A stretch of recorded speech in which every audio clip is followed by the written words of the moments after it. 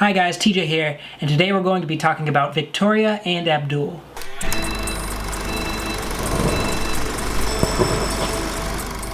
This film is like a mixture of Driving Miss Daisy and The King's Speech. Victoria and Abdul is a biopic directed by Stephen Frears, and it stars Judi Dench and Ali Fazal. So this film is about the unexpected friendship that sparks between Queen Victoria of England and Abdul Karim. It's based on a true story, mostly, as they say, and you'll see why it's mostly. This was during the time where England controlled India. It governed over it.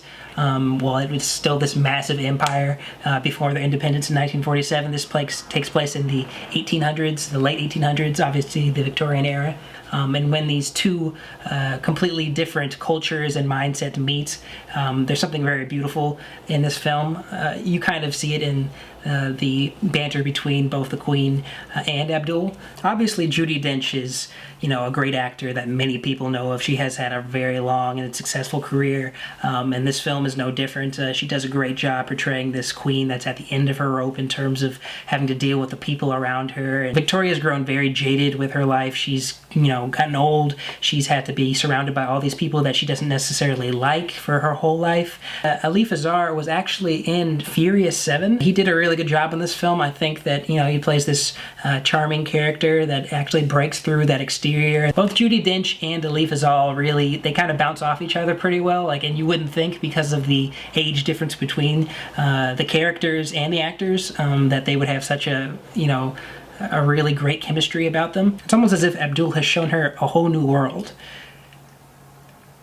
I'm sorry. This film touches on the themes of finding other cultures that maybe you were not familiar with, or maybe you had prejudgments about, and maybe opening your heart to them, maybe understanding how other people view the world, or where they come from, what makes them different, and how that, in a way, can reflect upon who you are. So a lot of the comedy in this film comes from the fact that there's like a culture clash between Abdul and the royal court surrounding the Queen, the people that are, her advisors and her staff. It's essentially kind of them not being accustomed to this friendship that has sprouted out of nowhere, and they do not like it. I mean, I get that they didn't want him to be there anymore. They didn't want him to be influencing her or kind of, in a way, tarnish their sphere of importance that obviously comes with the crown itself.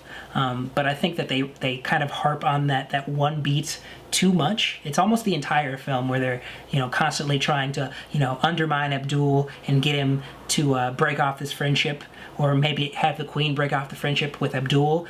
But it works for a little bit, but it doesn't work for the entire film. I think the warm message and the entertaining delivery of the story actually work to this film's benefit. Obviously, there are liberties taken with the story, but I do like the fact that this is something that has come up in recent times, especially when we live in divisive times where people can, see other people and what they believe in as ridiculous without taking the time to understand who they are. This film covers race, ethnicity, religion, obviously, culture, subjugation. Obviously, it also addresses the fact that, there is this distinct class divide, and how that can maybe play into how people interact with others. While this film isn't life-changing and is definitely not a significant awards contender, I do think that it is enjoyable enough and it's heartwarming enough. Also, the fact that it was a biofilm kind of made me have to think, what was fake, what was real? I had to Google it afterwards. I just had to. This film does a really good job in showing how a genuine friendship can surpass all types of cultural boundaries, class boundaries, ethnic boundaries of all kinds.